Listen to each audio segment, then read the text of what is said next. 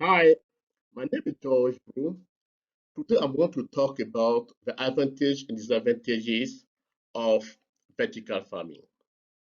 So let's start right away with the advantage of vertical farming.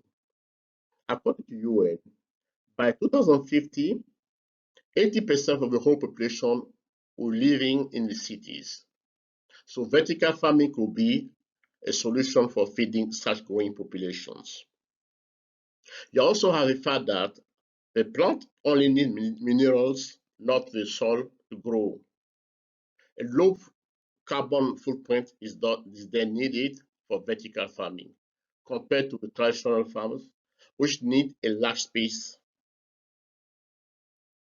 You have the fact that vertical farming also produces food what is needed, which leads to lower overall transfer costs and food spoiling during the transportations.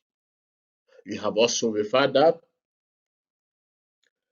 you have the same weather condition all year round for great harvest. So it's a good protection to the crops from the bad weathers and natural disasters. Experts estimate that 70 to 95% less water is needed for vertical farming compared to regular farming. There are also the advantages to produce year round.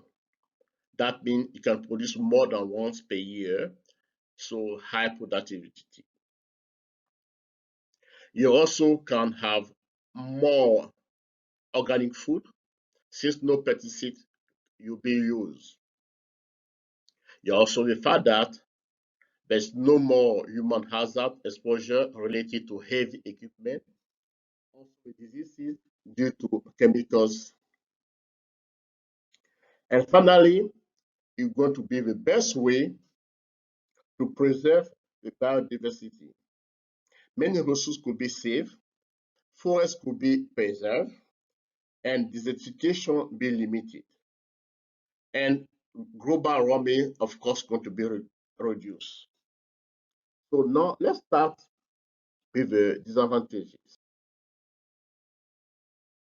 Even though the technology is mature and improving, the financial feasibility of vertical farming methods remain uncertain.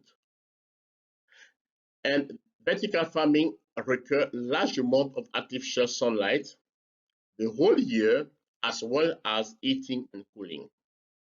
Then not all the crops can be grown with vertical farming. And that method is very good only for lightweight produce like small fruit, lettuce, and other vegetables. On the other hand, most of the world's important food sources, such as wheat and maize, are impossible at date to grow because they are too large and too heavy.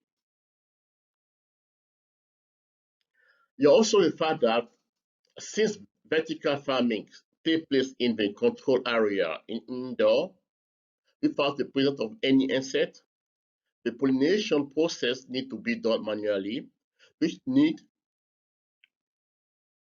skilled workers and very costly.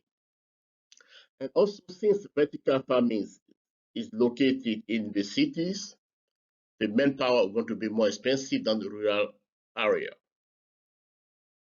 And also, you have the fact that you cannot easily convert the existing farmers to the new method. And then one of the big problems is this high dependency on the technology for the cooling, for the controlling of humidity, and maintaining the good temperature, and also the moisture. So losing power for just a single day could lead to a big disaster and very costly for vertical farming. And then you are also very resistant for the mass adoption. Thank you very much.